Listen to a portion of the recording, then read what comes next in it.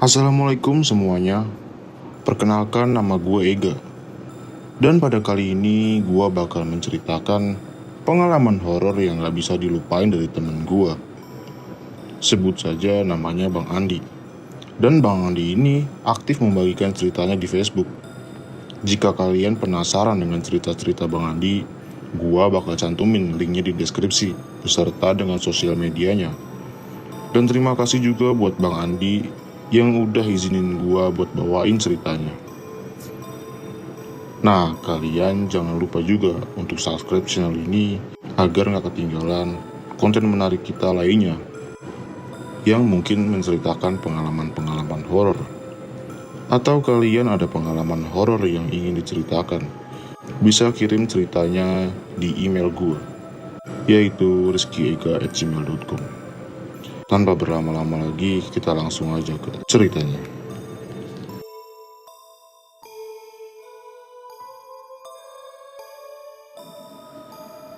Kejadian ini terjadi 9 tahun lalu, tepatnya di tahun 2013, di mana aku yang harus dirawat sebelum menjalani operasi karena penyumbatan pembuluh darah yang ada di kepala bagian belakang.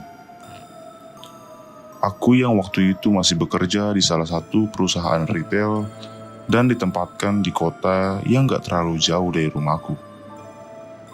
Sekiranya butuh waktu 1 jam untuk sampai di tempat aku bekerja. Awalnya sakit yang kurasakan itu tidak terlalu parah. Cuma karena aku yang terlalu disposir yang membuat penyakit ini semakin parah. Tepat di jam 4 sore setelah sholat asar, aku yang hendak naik ke lantai 2 tiba-tiba terjatuh sampai harus dibopong untuk dipindahkan ke rumah tetangga yang ada di sebelah ruko tempat aku bekerja. Terlihat sedikit darah yang keluar dari hidungku, dan ini kali pertama aku alami. Berselang lama, orang tuaku pun tiba untuk membawaku pulang ke rumah hari itu juga. Tetapi mereka yang ada di sekitarku menganjurkan untuk aku langsung dibawa ke rumah sakit untuk mendapatkan penanganan secepatnya. Orang tuaku pun setuju dengan gagasan mereka. Tapi yang membuat orang tuaku bingung, harus dibawa ke rumah sakit yang mana. Soalnya rumah sakit lumayan jauh dari tempatku bekerja. Bu Rani, sang pemilik rumah, berucap, "Di dekat sini ada rumah sakit, Bu, yang baru buka. Warga di sini juga ada beberapa yang sudah pernah berobat dan dirawat di sana." Orang tuaku yang gak pikir panjang langsung setuju dengan saran Bu Rani. Aku pun dibawa ke rumah sakit ini. Ternyata benar, cuma butuh waktu 30 menit untuk sampai di rumah sakit ini. Aku yang masih lemas hanya bisa melihat sekitarku sambil didorong menggunakan kursi roda menuju ke lantai 2 yang menggunakan lift khusus pasien. Sekilas aku lihat di rumah sakit ini seperti ada yang janggal. Selain sunyi dari aktivitas seperti rumah sakit yang lainnya, aku merasakan aura gak enak.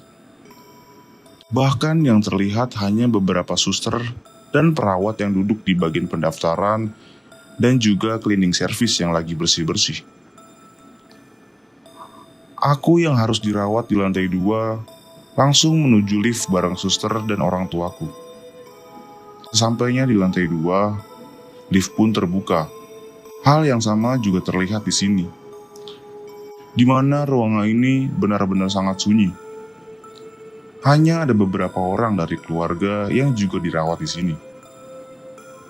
Aku yang masih menunggu suster merapikan tempat tidur yang bakal aku tempati nanti. Aku berbaring di salah satu tempat tidur yang ada di depan posisiku nantinya. Tapi tiba-tiba suster langsung memarahiku, karena itu merupakan tindakan yang dilarang. Karena ada mitos yang berlaku bagi rumah sakit ini. Aku dapat ruangan paling pojok yang bertuliskan kamar mawar. Di dalam ada 5 orang yang dirawat dan rata-rata sudah berumur 40 tahun ke atas dengan riwayat penyakit tua. Setelah selesai dari pemasangan infus dan ganti baju menggunakan pakaian pasien, Dokter pun datang untuk cek kondisiku. Dia meraba-raba kepala bagian belakangku. Dan dia bilang ada pembekuan di pembuluhan darah dan harus segera dioperasi. Jika setuju, operasi bakal dilakukan di hari Senin, yang dimana hari ini masih hari Jumat. Tak ada bahasan lain setelah itu. Ia langsung pergi seperti orang paling sibuk. Dokter tanpa bertanya apakah aku setuju atau tidak untuk dioperasi. Namun, orang tuaku setuju untuk aku bisa dirawat beberapa hari sambil menunggu hari Senin tiba. Tak lama si dokter pergi. Ada pasien baru yang masuk di ruangan ini juga. Pria tua dengan tubuh gempal ditemani istri dan satu anak perempuannya. Oh iya, sedikit aku jelaskan kalau aku sering mengalami sakit kepala yang luar biasa setiap malam tiba, yang sampai membuat kepala seperti mati rasa. Tepat jam 8 malam, keluargaku yang lain datang untuk berkunjung melihat kondisiku. Ponakanku yang lucu-lucunya pun juga diajak. Mungkin biar aku sedikit terhibur karena ada mereka. Tapi entah mengapa, ponakanku yang biasanya riang dan gak bisa diem dan selalu berisik, pada saat itu ia hanya terdiam terpaku di pangkuan ibunya. Saat ditanya kenapa, ia cuma diam sambil menggigit jari manisnya. Bahkan tiba-tiba, ia memalingkan wajah dan menutup mata sambil mengarah ke ibunya. Aku yang belum curiga sama tingkah dia, hanya beranggapan dia lagi capek atau nggak suka datang ke rumah sakit. Tak lama setelah basa-basi dengan orang tuaku, mereka pun pamit untuk pulang ke rumah. Aku yang ingin mengantar mereka sampai di luar, nggak dapat izin dari suster yang kebetulan datang untuk memberiku obat untuk diminum. Aku yang masih juga tak sadar ada apa sebenarnya, mengikuti permintaan si suster ini. Orang tuaku yang menemani sampai ke lantai 1, begitu saja meninggalkanku di kamar ini. Iseng-iseng aku coba ngobrol sama pasien yang ada di depanku. Ada bapak yang sudah terkena diabetes dan ada istri anaknya duduk di samping tempat tidurnya. Bu, udah berapa lama di sini? Kami sudah 4 hari deh di sini. Kemarin kami sudah datang ke sini dek, tapi entah kenapa bapak kambuh lagi dan minta dirawat lagi di sini. Oh, begitu ya Bu. Ayah dan ibuku pun tiba di ruangan ini lagi. Kulihat jam sudah menunjukkan pukul 11 malam. Orang tuaku menyuruhku untuk segera tidur supaya lekas sembuh. Tapi pada saat itu aku belum bisa tidur. Kubiarkan orang tuaku terlelap di sampingku menggunakan tikar yang dibawa dari rumah. Aku yang belum juga bisa terlelap berusaha menggunakan jendela yang ada di belakangku. Entah kenapa aku seolah pengen banget buka ini jendela. Aku terkejut saat aku buka jendela, terlihat rumah sakit ini dikelilingi rawa dan tanaman liar yang jauh juga dari pemukiman. Banyak juga pohon tebu yang berjajar di bawah tepat di belakang rumah sakit. Pasien yang ada di depanku kebetulan juga belum tidur. Tiba-tiba ia menanyakan sesuatu kepadaku. Kamu lihat apa dek? Aku lihat rawa Bu. Kok bisa rumah sakit ini di atas rawa Bu? Dan apa benar rumah sakit ini juga baru dibangun ya Bu? Iya kamu benar dek. Dulu tempat ini adalah lahan kosong yang terbengkalai. Sampai pemilik rumah sakit ini membangun rumah sakit di atas lahan ini. Lagi asik berbicara sama ibu ini, aku melihat sosok kakek dengan pakaian serba hitam. Ia melewati di depan ruanganku sambil membawa alat kebersihan. Masa iya jam segini ada cleaning service? Sudah, kamu tidur saja dek. Nanti semakin gak bisa tidur kamu karena waktunya semakin malam. Aku mengikuti saran ibu ini. Aku pun terlelap terbawa suasana malam dan angin yang semilir dari luar jendela. Tepat jam 8 pagi, suster datang seperti biasa untuk memberi sarapan dan obat penghilang rasa sakit sementara yang sudah aku konsumsi 3 hari ini. Begitu juga pasien yang lain dicek bergiliran oleh suster-suster ini. Tapi entah kenapa pasien yang ada di depanku nggak diperdulikan sama sekali. Apa coba yang menyebabkan dia nggak diperiksa juga perkembangannya? Apa karena mereka sudah dapat giliran pemeriksaan lebih dulu sewaktu aku tertidur? Mungkin saja iya kali ya. Aku yang udah risih banget karena 3 hari berbaring di tempat tidur, meminta bantuan sama orang tuaku untuk menuntun ke kamar mandi yang ada di ruangan ini juga, agar aku bisa membasahi badanku agar lebih segar. Selesai bersih-bersih, aku kembali di ranjangku dan melihat kondisi di luar seperti biasa sampai waktu malam tiba. Aku yang masih deg-degan nunggu esok dikarenakan aku akan operasi. Terus merasa gelisah, entah apa yang aku gelisahkan malam ini. Tak seperti malam sebelumnya. Di jam 11 yang sama, semua sudah terlelap, begitu juga orang tuaku. Hanya tersisa aku dan pasien yang ada di depan ranjangku. Nak, lebih baik kamu pulang saja dari sini. Jangan kamu lanjutkan niat operasimu. Kamu masih muda. Lah, kenapa tiba-tiba ia bicara seperti itu? Loh, kenapa Bu? Kok Ibu bisa bicara seperti itu, Bu? Tidak apa-apa. Kamu ikuti saja saran saya, Nak.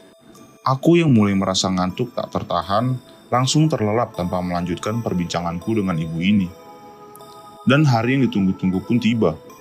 Tepat di jam 8 pagi, bukan suster yang menghampiriku. Nah, hari ini kita bakal melakukan operasi pemotongan pembuluh darah kamu. Tolong dipersiapkan semuanya. Operasi bakal kita lakukan dari jam 11 nanti. Dok, bentar deh. Saya mau nanya sedikit sama dokter.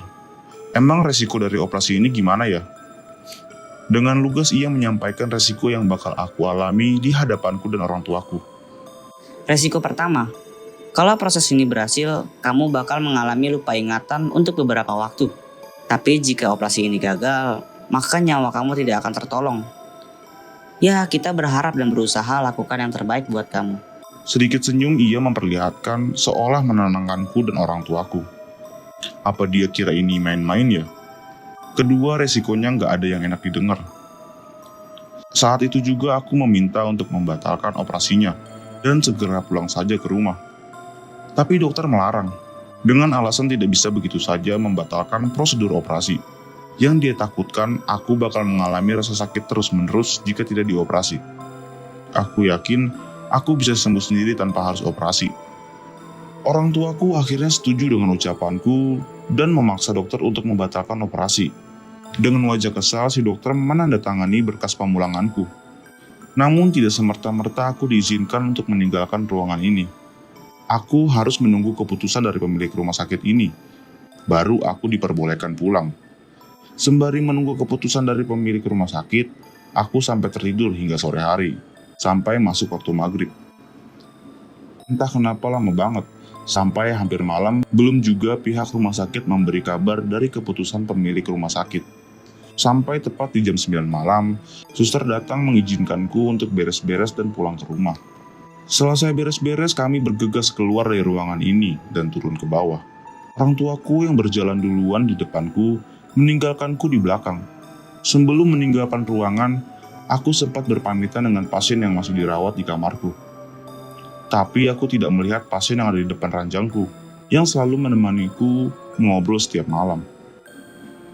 Suster, pasien dan keluarga yang ada di ranjang itu kemana ya? Apa sudah pulang sore tadi? Pasien yang mana, Dek? Kamu ada saja. Ranjang itu kosong dari pertama kamu masuk di situ. Ah, nggak mungkin. Karena setiap hari aku lihat mereka, suster. Bahkan ibu itu selalu nemenin aku ngobrol setiap hari. Kamu boleh tanya sama pasien yang lain. Mumpung kamu masih di sini, coba tanya mereka. Ternyata benar. Aku coba bertanya dengan pasien yang masih tinggal di sini kalau ranjang itu sudah kosong dari awal aku masuk. Dan mereka setiap malam melihatku selalu ngobrol sendiri. Mereka ingin menegurku atau orang tuaku, tapi tidak berani karena takut menyinggung. Seminggu lalu ada korban yang gak sempat tertolong karena komplikasi dari diabetes dan penyakit lainnya. Kebetulan ia dirawat di ranjang itu. Nah, anak dan istrinya tidak terima karena mereka beranggapan kami lalai dan terlambat memberi pertolongan sampai membuat mereka frustasi. Tak lama setelah bapak itu meninggal, ibu dan anak perempuannya dikabarkan bunuh diri di rumahnya yang gak jauh dari rumah sakit ini. Bahkan jalan kaki sudah sampai di rumah mereka. Sekilas suster menunjukkan rumah si pasien ini kepadaku dan menunjuk ke arah belakang rumah sakit ini, di mana ada bangunan yang memang sudah tidak digunakan. Rumah yang dibatasi pagar rumah sakit ini. Badan langsung dingin walau keringat bercucuran di dahiku. Kamu pulang gak? Iya, aku keluar. Tunggu dulu. Sampai tiba di tangga menuju lantai 1, aku kembali dikejutkan oleh sosok lelaki tua berpakaian hitam dari baju sampai celananya. Dia berdiri di samping tangga sambil tersenyum kepadaku dan mempersilahkan aku lewat dengan tangan yang diturunkan seolah isyarat, "Ayo, buruan kamu keluar dari sini. Pilihan kamu benar, karena tidak melanjutkan operasimu, nak." Dia nggak berbicara, tapi entah kenapa seolah mendengar bisikan seperti itu. Aku yang terlihat bengong langsung disadarkan oleh ibuku dan menarikku perlahan untuk menuruni tangga. Sekilas aku kembali melihat ke belakang untuk memastikan siapa kakek ini. Ia masih tersenyum manis kepadaku tanpa mengucap sepatah kata pun. Dan aku baru sadar kalau ia sosok yang aku lihat di malam pertama aku masuk di ruangan mawar itu. Aku tak tahu siapa beliau dan kenapa dia baik padaku sampai mempersilahkanku untuk segera keluar dari rumah sakit ini. Siapapun beliau, terima kasih karena mungkin kamu sudah menjagaku selama beberapa hari ini.